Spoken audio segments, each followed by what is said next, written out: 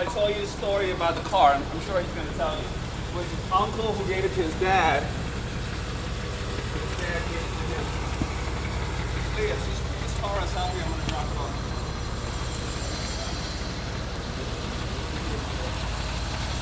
That car outside the door. This one?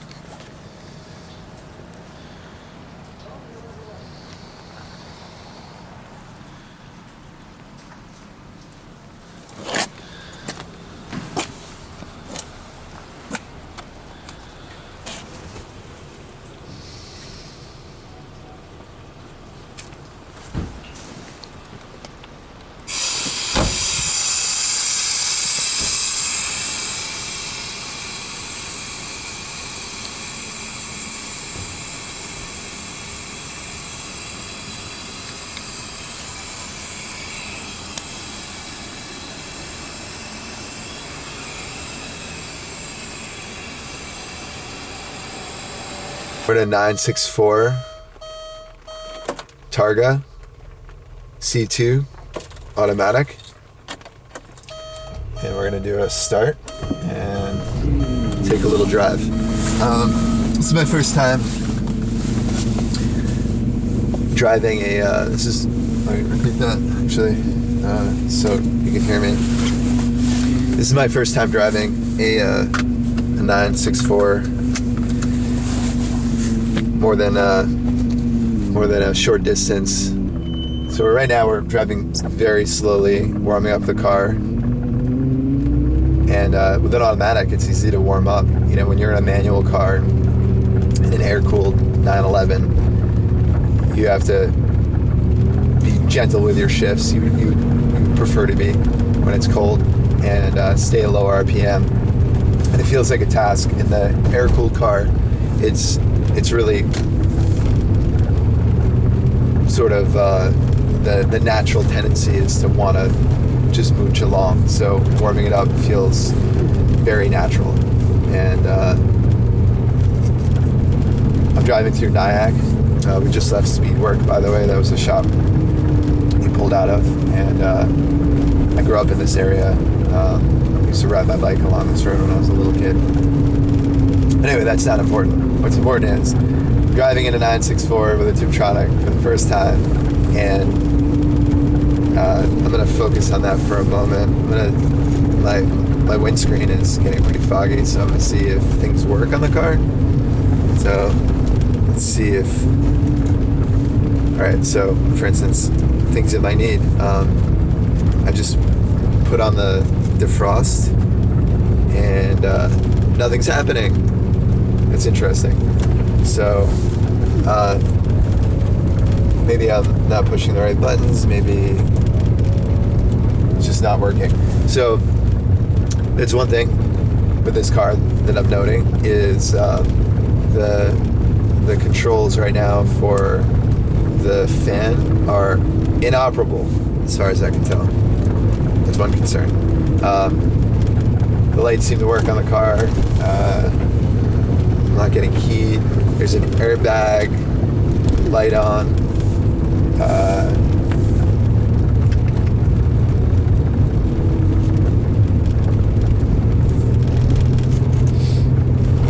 car hasn't stalled or anything like that, which is cool. It's good. It's good sound. It has an aftermarket radio. You can tell. See my breath. It's a very wet and cold morning. We've just been driving along in drive. I'm going to let the transmission warm up completely with the whole. Here's the wing switch. Does the wing come up? Can I see it? Yes. The wing came up. Can't see that from this vantage point in the camera, but I can show you later. Alright, so we're pulling off in drive again, and car was sort of hesitating a little bit. Being really gentle right now, by the way. I'm actually shifting with the Tiptronic right now, in Tiptronic mode, rather, like in the self-shifting mode. This is one of the first automatics that had the little sporty gate and the ability to select modes. It's something we take for granted now, but in 1990, this was a cool feature.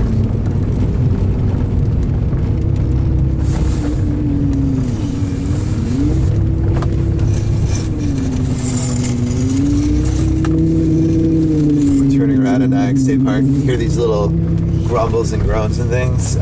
Might be power steering really. I like being in this car. The seats feel great. Though I'm wearing a lot of padding right now. They feel supportive, as you'd expect from what look like sports seats.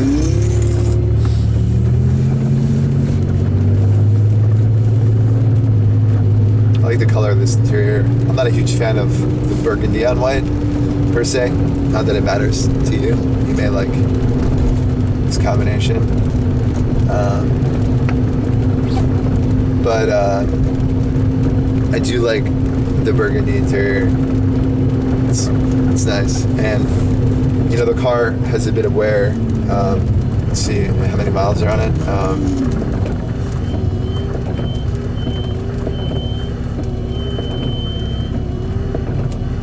It has 140,000 miles.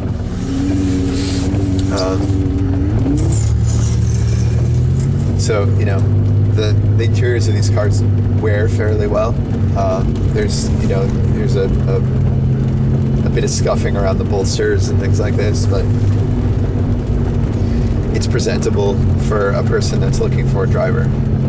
I would say that type of person, a driver, not somebody who's expecting to impress somebody at Cars and Coffee, but somebody that wants to spend time in the car.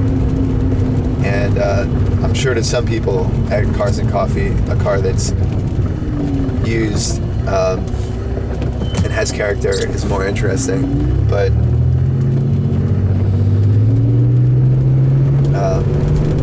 I think this is certainly more oriented toward the driver. So I want to give some impressions of the automatic, because I'm sure a lot of people are wondering whether a Tiptronic could be a fun transmission. And what's interesting about it, I can tell you so far without driving the car very quickly, is that it's reasonably responsive. So, for instance, I'm shifting, slowing down, and it shifts reasonably quickly, which is a surprise. I sort of imagined it to function like any automatic that you're self-shifting from the 90s, and it's quite a bit more positive feeling than that.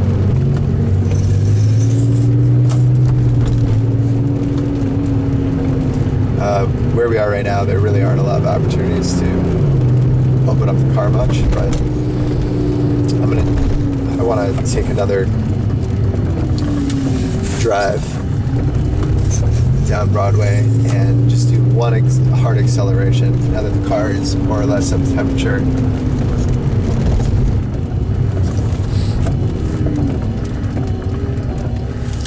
I'd like to do a run through the gears, and I'm not going to stomp on the throttle. I'm just going to ease into the throttle because while this car doesn't have an abundance of horsepower, the tires are certainly questionable. You know, I found it's the case with most any older car is that the tires usually don't have a recent date code, even if they're otherwise fairly nice cars.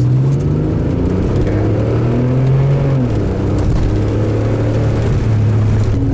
So, what else is there to note?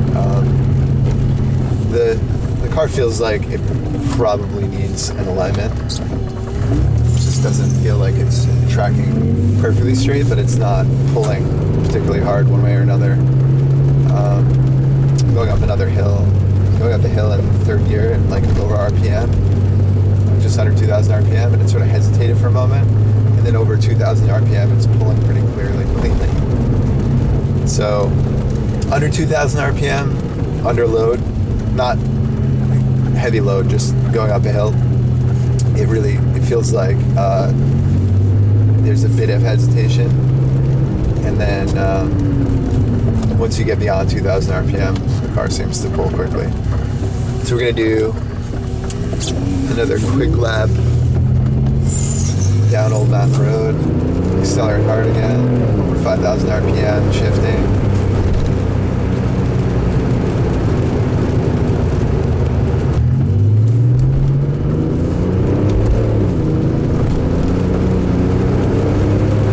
Tires just started to break loose as I was accelerating in first gear, and they didn't just completely spin up, so that's a good sign.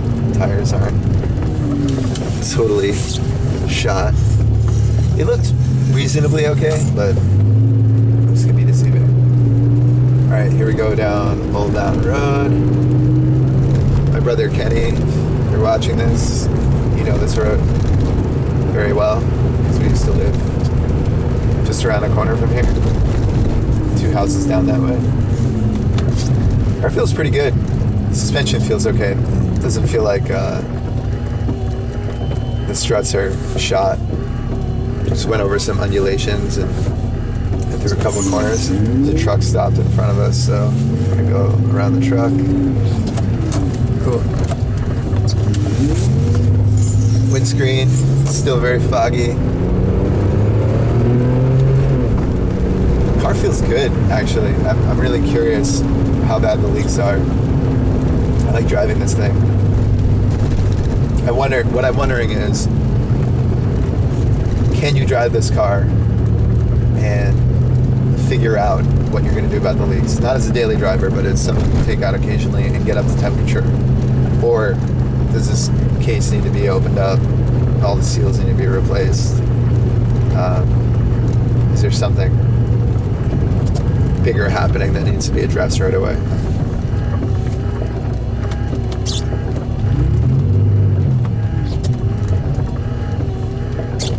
Okay, one more hard acceleration and then we'll just cruise.